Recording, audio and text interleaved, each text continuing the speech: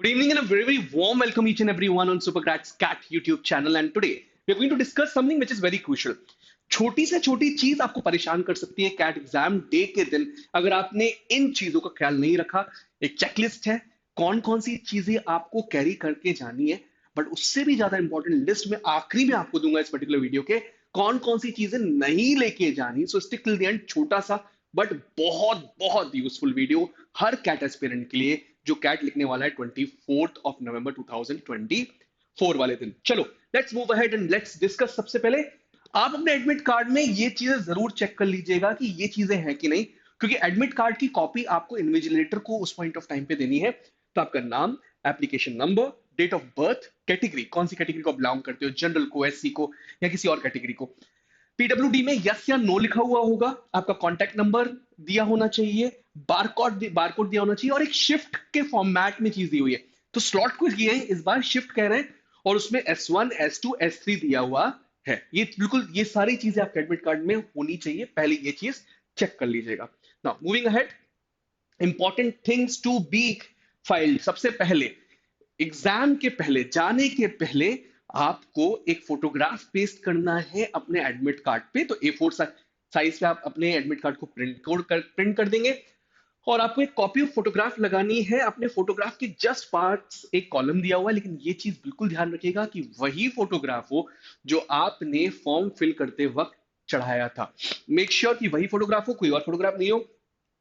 दूसरी चीज, एक और जगह आपको एक ब्लैंक स्पेस दिखेगी, लेकिन वहां पर आपको साइन करना है और आपकी सिग्नेचर के नीचे साइन करना है। लेकिन लेकिन ध्यान रखना, एग्जाम के टाइम पर ही करना पड़ेगा। ये बिफोर द एग्जामिनेशन है, ये ड्यूरिंग द एग्जामिनेशन है, इन्विजिलेटर के सामने आपको करना पड़ेगा।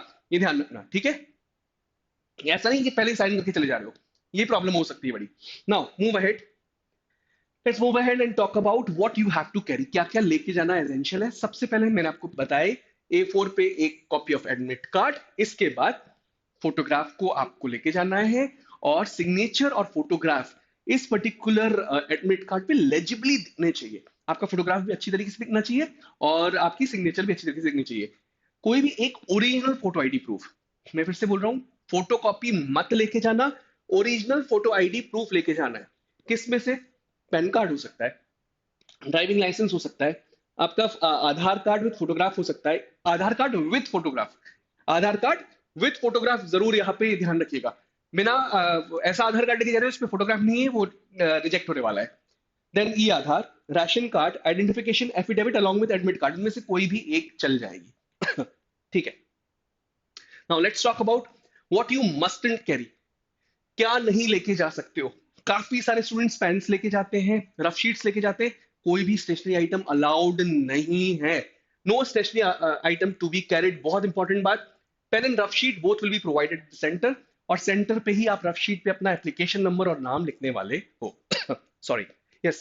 एनी इलेक्ट्रॉनिक और इलेक्ट्रिक गैजेट, चाहे वो मोबाइल फोन हो, चाहे वो वॉच हो, आप नहीं लेके जा सकते। I am sorry.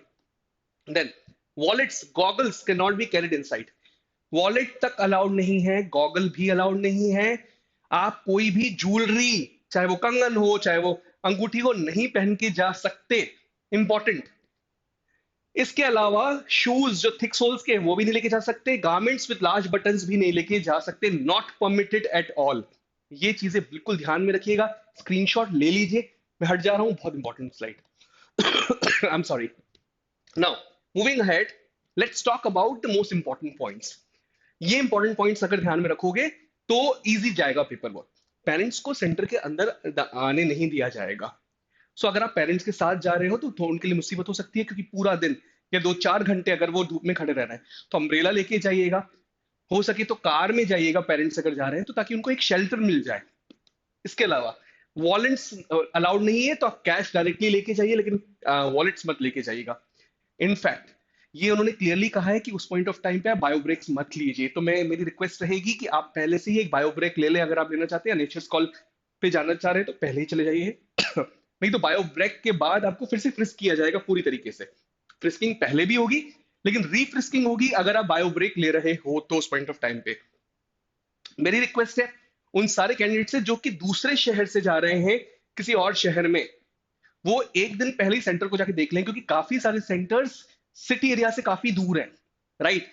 या इनफैक्ट अगर आप अपने शहर में भी रह रहे हो और आपका सेंटर सिटी एरिया से दूर है, तो एक बार जरूर चक्कर लगा के आ जाओ, ठीक है? क्योंकि हो सकता है 2-3 सेंटर आसपास हो और परेशान कर दें आपको फिर, ठीक है? और टाइम पे ना पहुंच पाओ। रिपोर्टिंग टाइम के पहले पहुंचना बहुत एसेंशियल है, ये ध्यान रखना।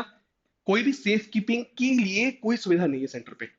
सो कार या एक्टिवा में सजेस्ट कर रहा हूं लोगों को ताकि कोई भी आइटम रखना हो तो आप उधर सेफली रख सको, ठीक है? Best of luck for your CAT examination. You can check our courses on toprankers.com. You can shoot us a mail on support@toprankers.com. 7676564400 पे आप कॉल कर सकते हैं. So all the best guys. Thank you. Thanks a lot.